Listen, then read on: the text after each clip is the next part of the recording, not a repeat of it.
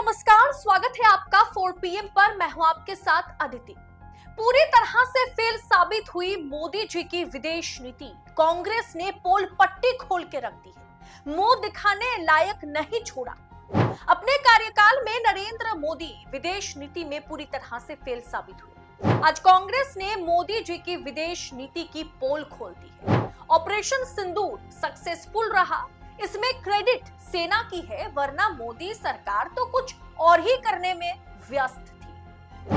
दोस्तों, केंद्र सरकार ने ऑपरेशन सिंदूर और सीमा पार आतंकवाद के खिलाफ भारत का रुख बताने के लिए सर्वदलीय सांसदों के साथ डेलीगेशन बनाए। ये डेलीगेशन दुनिया के बड़े बड़े देशों, खासकर संयुक्त राष्ट्र सुरक्षा परिषद UNSC के सदस्य देशों का दौरा करेगा। इसमें ऑपरेशन के लीडर्स भी शामिल हैं। अब ऑपरेशन सिंदूर सेना की नहीं, मोदी जी की कामयाबी है। इसी बात को दोहराने की कोशिश की जा रही है। इसे प्रचार करने में मोदी जी कसर नहीं छोड़ रहे। विपक्ष तो यही दावा कर रहा है, लेकिन ये पहल काफी अच्छी है, पर विपक्षी नेताओं को चुनने में बहुत ज्यादा यहाँ पर पॉलिटिक्स का इस्तेमाल किया गया है।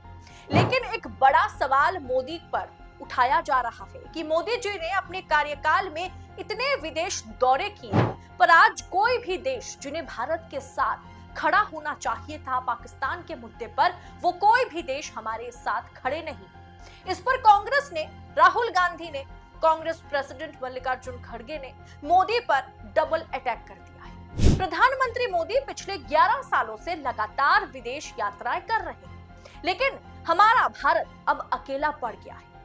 पिछले 11 सालों में प्रधानमंत्री मोदी ने 151 विदेश यात्राएं की है, 72 देशों का दौरा किया। इनमें से 10 बार वे अमेरिका गए। फिर भी मोदी सरकार की विदेश नीति के तहत हमारा देश आज अकेला खड़ा है। क्या प्रधानमंत्री का काम सिर्फ विदेश जाकर के फोटो खिंचवाना है? इसी मुद्दे को कांग्रेस ने उठाया, जिसमें बीजेपी, मोदी जी, एस जयशंकर पूरी तरीके से घिर गए। कांग्रेस अध्यक्ष ने कहा, IMF ने पाकिस्तान को $1.4 बिलियन का लोन देकर मदद की। जब हमारी बहादुर सेना आतंकियों के खिलाफ ऑपरेशन चला रही थी, तब अचानक युद्ध विराम सीज़फायर की घोषणा कर दी गई। भारत और पाकिस्तान के बीच युद्ध विराम को मैंने मध्यस्थता की, ये कहते हुए करीब 7 बार अमेरिकी राष्ट्रपति डोनाल्ड ट्रंप ने 7 बार इसका अलग अलग मंच पर कहा है। इसे आतंकवादियों के खिलाफ सख्त कार्रवाई में पूरा देश एकजुट था, लेकिन मोदी जी अमेरिकी राष्ट्रपति ट्रंप के बयानों के बारे में देश की जनता को अभी तक स्पष्टीकरण ना देकर के मामले को दबाने की कोशिश करने लगे। उधर कांग्रेस प्रवक्ता पवन खेड़ा ने भी सरकार की धज्जियां उड़ा के रख दी। उन्होंने सरकार की कथित अपरिपक्वता और लापरवाही की आलोचना करते हुए सीमा पर बढ़ते तनाव और हाल की कूटनीतिक गलतियों पर गंभीर सवाल उठाए। खेड़ा ने सरकार से जवाबदेही और राजनेता की तरह व्यवहार करने की मांग की। साथ ही कई गंभीर सवाल पूछे गए, जिनका जवाब सरकार को देना पड़ेगा।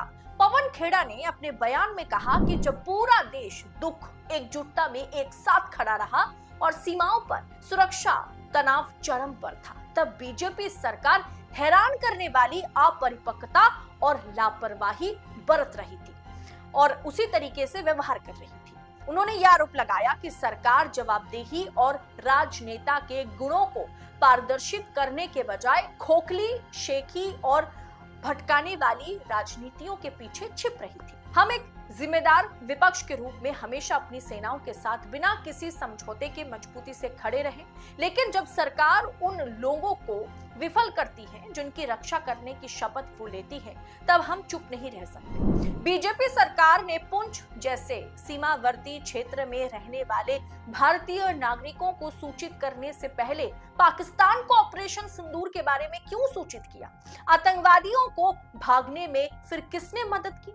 आतंकियों को भगाने की जिम्मेदारी फिर किस पर बरतेगी?